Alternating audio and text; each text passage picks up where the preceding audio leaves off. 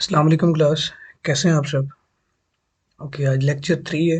इसके अंदर हम ये देखते हैं सबसे पहले कि नल वैल्यू क्या होती है और नल वैल्यू का मतलब क्या है या उसको कैसे लिया जाता है।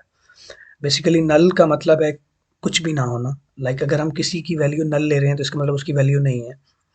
तो अगर हमने किसी भी ऐसे वेरिएबल की वैल्यू नल रखनी है तो हम कैसे लिखेंगे? लेट्स सपोज हमारे पास एक डाटा टाइप है स्ट्रिंग। स्ट्रिंग डाटा टाइप है और एक इसके अंदर वेरिएबल का नेम है ए और उसकी वैल्यू हमने नल देनी है। लेट्स सपोज मैं अगर एम्प्टी यहाँ पर सिंगल कोटेशन या डबल कोटेशन डालने के बाद ये समझ रहा हूँ कि ये नल वैल्यू है, तो ये नल वैल्यू नहीं है। ये एक स्ट्रिंग बन गई है, ठीक है। ये नल नहीं है, इसकी एक वैल्यू है, ठीक है, ए की। अब ये चाहे हम स्पेस भी दे रहे हैं, ये इसकी वैल्यू है।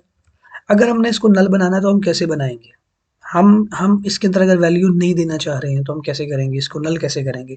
तो उसके लिए कंडीशन ये है कि सबसे पहले आपने डाटा टाइप के सामने आना है और वहाँ पे आप आके क्वेश्चन मार्क ऐड करना है, ठीक है। क्वेश्चन मार्क ऐड करना चाहिए। यहाँ पर इंटीजर है, चाहे स्ट्रिंग है, चाहे बूल है, चाहे डायनामिक है, चाहे जो मर्जी यहाँ पर डाटा टाइप है, आपने उसके एंड में आकर क्वेश्चन मार्क ऐड करना है और उसके बाद सबसे पहले यहाँ पर सिंगल कोटेशन या डबल कोटेशन को हटा देना है और उसके बाद यहाँ नल पुट कर देना है।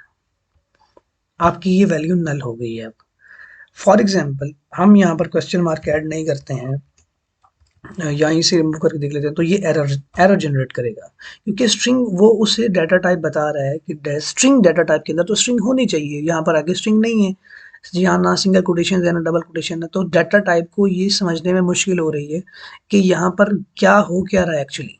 वो यहाँ पर सिंगल कोटेशन या डबल कोटेशन के अंदर डाटा चाह रहा था स्ट्रिंग, जो कि हमने पहले पढ़ा है प्रीवियस लेक्चर्स में। स्ट्रिंग के अंदर सिंगल कोटेशन या डबल कोटेशन के अंदर हम डाटा लिखते हैं, वो उसकी स्ट्रिंग होती है। जब उसने इस चीज़ को एनालाइज़ किया, देखा, तो उसने कहा कि यहाँ पर सिंगल कोटेशन डबल कोटेशन नहीं है, तो उसके बाद हमें डाटा टाइप को ये बताना ज़रूरी है कि ये नल वैल्यू है। तो उसकी कैसे बताएंगे? उसके आगे क्वेश्चन मार्क ऐड कर देंगे तो उसको पता चल जाएगा कि ये नल वैल्यू है, ठीक है। सेम इसी तरह इंटीजर है, चाहे जो मर्जी हमारे पास वैल्यू है, अगर हमने वो ली हुई है उसके अंदर कोई भी वेरिएबल के अंदर हमने नल पुट करना है तो हम नल लिखेंगे और एंड में semi colon. But data type को ये ज़रूर बताएंगे कि हमने ये नल वैल्यू ली है। जब इंटीजर के आगे आकर आप दोबारा इसको क्वेश्चन मार्क कट करेंगे तो ये रिमूव हो जाएगा एरर, ठीक है। इस तरह से ये नल वैल्यू ली जाती है। और ये नल वैल्यू हम इस तरह से सिर्फ ले सकते हैं, अगर हम इस तरह एम्प्टी स्ट्रिंग छोड़ दें जिस तरह से पहले आपको बताया, तो वो नल वैल्यू नहीं होती है। तो ये नल वैल्यू है। अभी हम जो सेकंड चीज़ कवर करने वाले हैं इस लेक्चर के अंदर, वो है हमारे पास वेरिएबल्स, कॉन्स्ट एंड फाइनल। मैं यहाँ पर आपने यूआई में देख ही लिया है वैसे कि कमेंट्स कैसे ऐड करते हैं। हम यहाँ पर कमेंट्स भी साथ साथ ऐड कर देते हैं ताकि आपको समझ आ जाए कि हम कौन कौन सा टॉपिक कवर करने वाले हैं। Variable, const and final.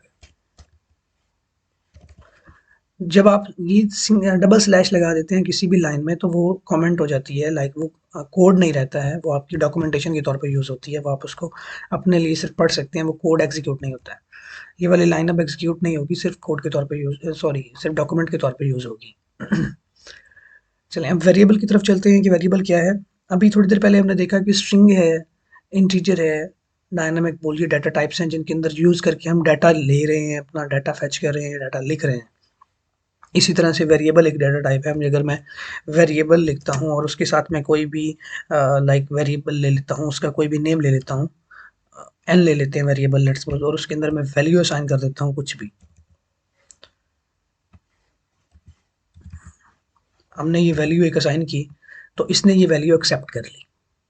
अब है तो ये इंटीजर डाटा टाइप, हमने यहाँ पहले हम यहाँ इंट लिखते रहे हैं। मान लो मैं यहाँ पर एक स्ट्रिंग लिखता हूँ तो ये उसको भी स्टोर करेगा। स्ट्रिंग लिखने का क्या तरीका है? सिंगल कोट्स या डबल कोट्स के अंदर हम लिखते हैं कुछ भी, जो भी हम लिखते हैं वो आपकी स्ट्रिंग होती है। अब ये एन जो है स्ट्रिंग भी काम कर रहा है और इससे पहले हमने देखा इंटीजर भी कर रहा था, डबल भी कर रहा था।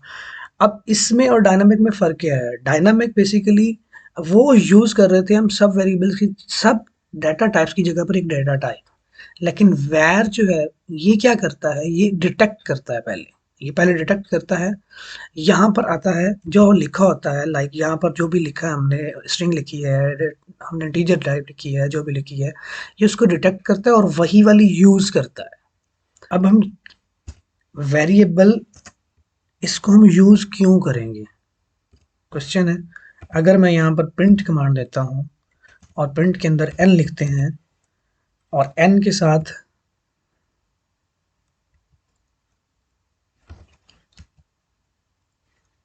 टू स्ट्रिंग आपको ऑलरेडी बता चुका हूँ कि क्या है, ये क्या नहीं है। टू स्ट्रिंग भी उसकी प्रिंट करने के लिए कमांड होती है। अगर आप इसको नहीं भी यूज़ करेंगे तो भी आपको आउटपुट मिलेगी, लेकिन आप अगर इसको यूज़ करेंगे तो भी आउटपुट मिलेगी। अगर मैं इसको प्रिंट करता हूँ तो ये एन उसकी प्रिंट कर रहा है उसको, जो एन की वैल्यू है, नेम एक स्ट्रिंग वैल्यू।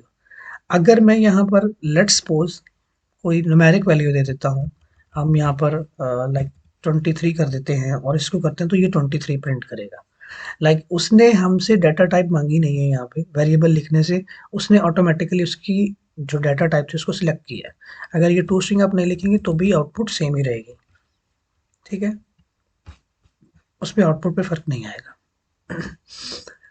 ये तो वेरिएबल हो गया कि इसकी वैल्यू को हम जो भी लिखेंगे वो उसको ऑटोमेटिकली डिटेक्ट कर लेगा। अब हम कांस्टेंट और फाइनल की तरफ चलते हैं। जो कांस्टेंट वैल्यू होती है वो चेंज नहीं होती है, नेम से ही जाहिर है, आपने यूआई के अंदर तो कांस्टेंट वर्ड यूज़ होता हुआ बहुत दफ़ा देखा होगा। अभी मैं लेट्स सपोज एक कांस्टेंट वैल्यू ले रहा हूँ, लाइक कोई भी वो वैल्यू हो सकती है। एक मैं वेरिएबल ले लेता हूँ एच और उसके अंदर एक वैल्यू असाइन कर देता हूँ, लेट्स सपोज 58। अब ये एक वैल्यू कांस्टेंट है जो चेंज नहीं होगी। हम पहले अपडेट कर रहे थे, इन वैल्यूज़ को चेंज कर रहे थे, वो हो रही थी। लाइक हम एक दफ़ा लिखते थे इंटीजर, उसकी वैल्यू लिखते थे, फिर उसको अपडेट कर देते। उस इसमें ऐसा नहीं है। अच्छा, कांस्टेंट और फाइनल दोनों देखने में बज़ाहिर काम सेम कर रहे होते हैं, लेकिन इनमें डिफरेंस है, ये दोनों डिफरेंट चीज़ें हैं। अब मैं फाइनल अगर यूज़ करता हूँ एंड फाइनल में मैं एक वेरिएबल ले लेता हूँ, लेट्स सपोज वी नहीं ले सकते, वी से वॉइड बनता है, आई ले लेते हैं एक वाले। उसके अंदर मैं let's suppose date and time जो है वो मैं चेक करता हूँ अभी के लिए, करंट के लिए। Date and time dot now पे क्लिक करते हैं, प्रिंट आई। ये देखिए, हमने जब प्रिंट आई किया तो उसने आई की वैल्यू को प्रिंट किया। क्या प्रिंट किया उसने? उसका टाइम जो है और जो डेट है उसको प्रिंट कर दिया, ठीक है। अब डेट और टाइम प्रिंट किया, ये एक कांस्टेंट कह सकते हैं, एक हद तक कांस्टेंट कह सकते हैं कि टाइम तो चल रहा है ना अपने टाइम पे ही, उसने चेंज नहीं होना है, कांस्टेंट चीज़ है, कांस्टेंटली के साथ चल रहा है वो। लेकिन रन टाइम पे वो कांस्टेंट नहीं है। जो रन टाइम पे वो चल रहा है उस टाइम पे वो कांस्टेंट नहीं है, लेकिन वो वैसे ही हम उसको कांस्टेंट वैल्यू ले सकते हैं। लेकिन इसमें और इस कांस्टेंट में यही डिफरेंस है कि ये रन टाइम पे कांस्टेंट नहीं है। फाइनल फाइनल जो वैल्यू होगी ये रन टाइम पे कांस्टेंट नहीं होगी, और ये सिर्फ कांस्टेंट जो है ये ऑल टाइम पे कांस्टेंट रहेगा। इनमें ये डिफरेंस है। अब अगर मैं यही काम कांस्टेंट के साथ करूं, लाइक जो मैंने यहाँ पर किया फाइनल के साथ, तो ये नहीं होगा। अब मैं यहाँ पर अगर कांस्टेंट लेता हूँ तो वो कह रहा है ये एरर है, ये कांस्टेंट नहीं है। ये रन टाइम पे कांस्टेंट है और ये रन टाइम पे कांस्टेंट नहीं है, ठीक है। इनमें यही मेन डिफरेंस है कि फाइनल और कांस्ट के अंदर।